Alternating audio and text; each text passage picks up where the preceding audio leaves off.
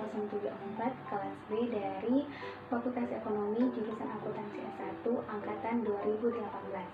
Tujuan dari video ini untuk memenuhi salah satu tugas UTS dengan membuat video pembelajaran mengenai pentingnya perhitungan dan penerapan BKT dan UKT untuk pendidikan berkeadilan dan bermutu. Untuk lebih jelasnya, simak terus videonya. Baik, di sini saya akan memaparkan materi tentang pentingnya perhitungan dan penetapan BKT dan UKT untuk pendidikan berkeadilan dan mutu. Langsung saja, di sini ada pengertian uang kuliah tunggal dan biaya kuliah tunggal. Berdasarkan Peraturan Menteri Pendidikan dan Kebudayaan Republik Indonesia Nomor 55 Tahun 2013 tentang uang kuliah tunggal pada perguruan tinggi negeri di lingkungan Kementerian Pendidikan dan Kebudayaan. UKT merupakan bagian dari waktu biaya kuliah yang dibayar oleh masing-masing mahasiswa sesuai dengan kemampuannya untuk menanggung efisiensi ekonomi. UKT juga adalah jumlah BKT yang telah dikurangi dengan bantuan pemerintah.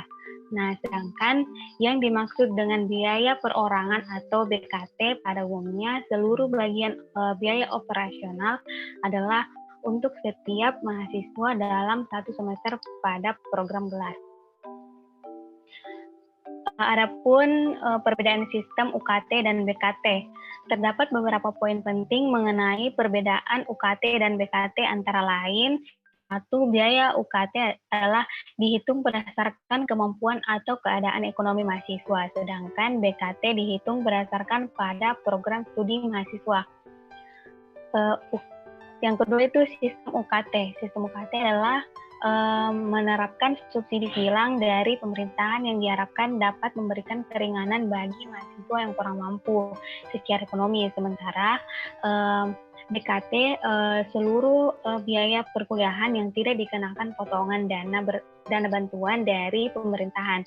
Adapun perbedaan yang ketiga yaitu BKT digunakan sebagai dasar penetapan biaya yang dibebankan kepada masyarakat pemerintah, sedangkan UKT ditetapkan dengan memperhatikan BKT.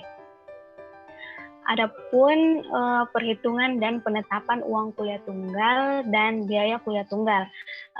Untuk menghitung besaran UKT untuk setiap mahasiswa itu mudah dengan satu biaya kuliah dikurangi dengan biaya siswa universitas negeri.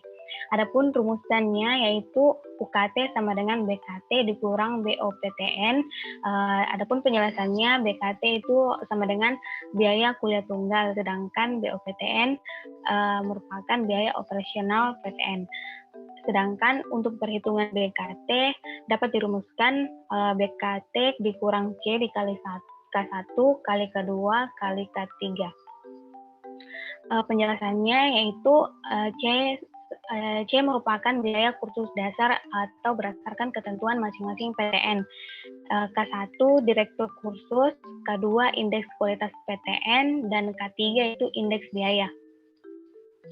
Adapun aturan pemerintahan untuk setiap kelompok yang memenuhi syarat untuk UKT termasuk UKT golongan 1.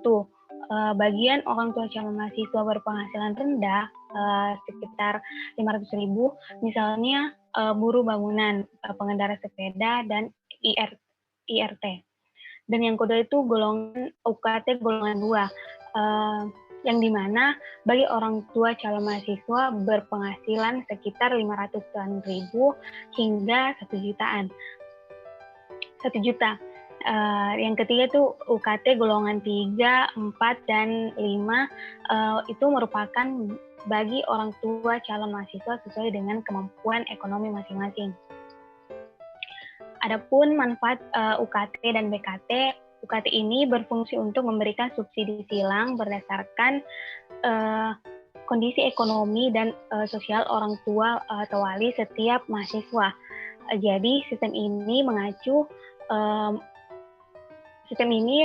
kepada pendapatan orang tua yang membiayai mahasiswa sendiri. Jadi semakin tinggi pendapatan orang tua, maka semakin tinggi pula yang dibayar oleh mahasiswa yang bersangkutan. Sebaliknya, semakin rendah penghasilan orang tua, maka semakin rendah pula biaya yang harus dibayar. Hal ini diharapkan dapat memberikan dampak pemerataan untuk setiap mahasiswa dan membantu mahasiswa yang berasal dari keluarga yang kurang mampu.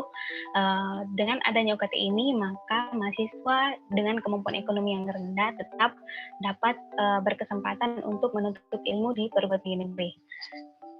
Nah, itulah yang bisa saya jelaskan. Lebih dan kurangnya mohon dimaafkan. Wassalamualaikum warahmatullahi wabarakatuh.